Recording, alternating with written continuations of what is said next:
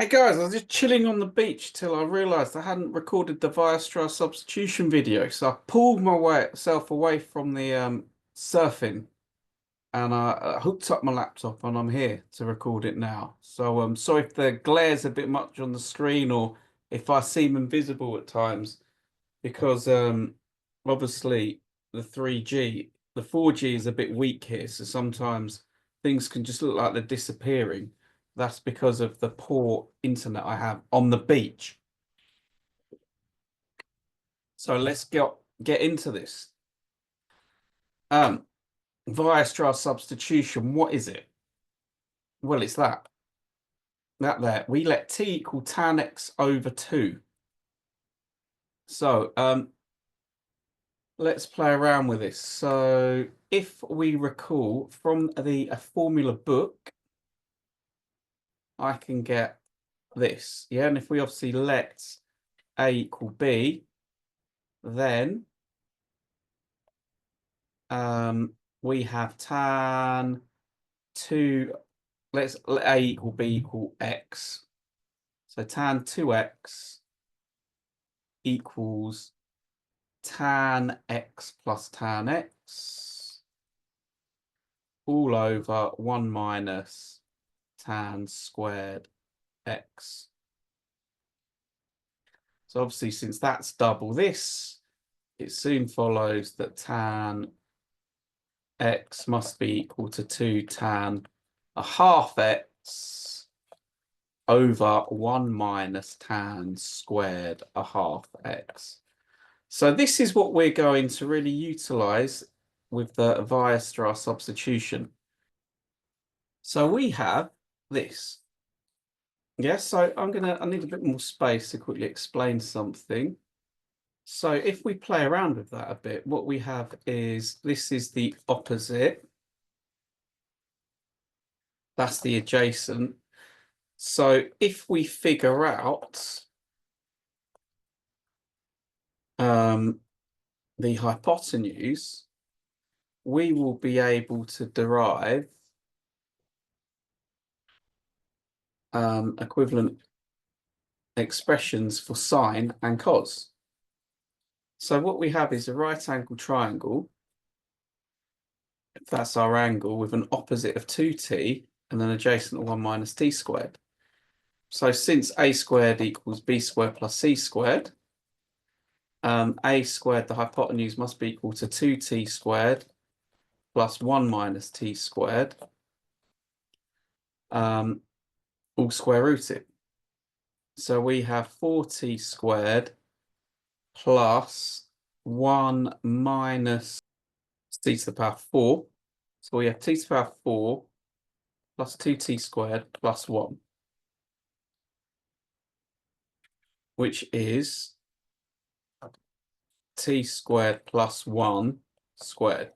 So this must be t squared plus 1. Yes, so simple enough. I had to do a few edits there because I kept writing t to the power of 2 instead of t to the power 4 and then confusing myself. So a squared equals that, therefore a equals t squared plus 1. So that means we have the opposite is 2t, the hypotenuse is t squared plus 1, the adjacent is 1 minus t squared, the hypotenuse is t squared plus 1. So these are results that we are going to refer to. I forget these. I'd advise you to pause the video now and make some notes. Welcome back. How we want to use the Weierstrass substitution to evaluate this in school here means we need to replace this bit. Yeah, we've been asked to use the Weierstrass substitution to evaluate it. So I know straight away I'm going to sub this for what we just derived. So sine x will be 2t, the opposite over the hypotenuse. The hypotenuse was t squared plus 1. Yeah, so that means we have to evaluate 1 minus 2t over t squared plus 1, which will be t squared plus 1 minus 2t all over t squared plus 1. So that is the denominator. Like that. And then we need 3 times that. Blah, blah, blah, 1 minus that. So that, sorry, is 1 minus 2t squared. That equals this. And we want 3. We want the reciprocal of that because it's on the denominator. So this integral will become,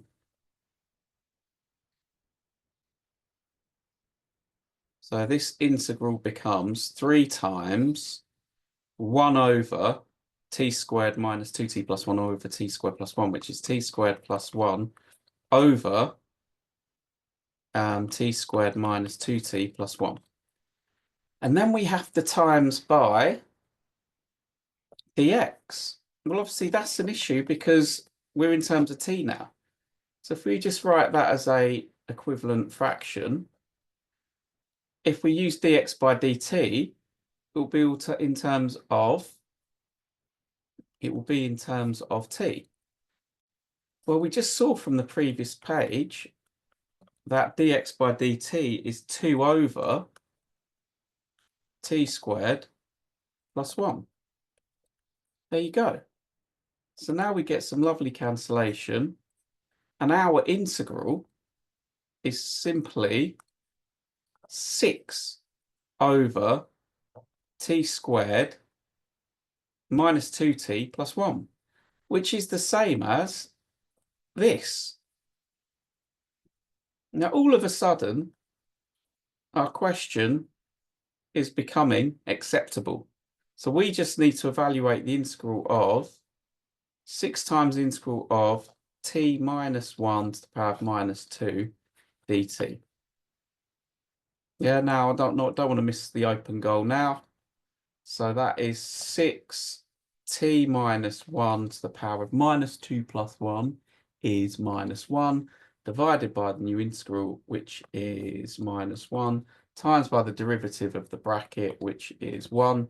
So therefore, we have minus 6 over t minus 1 plus c.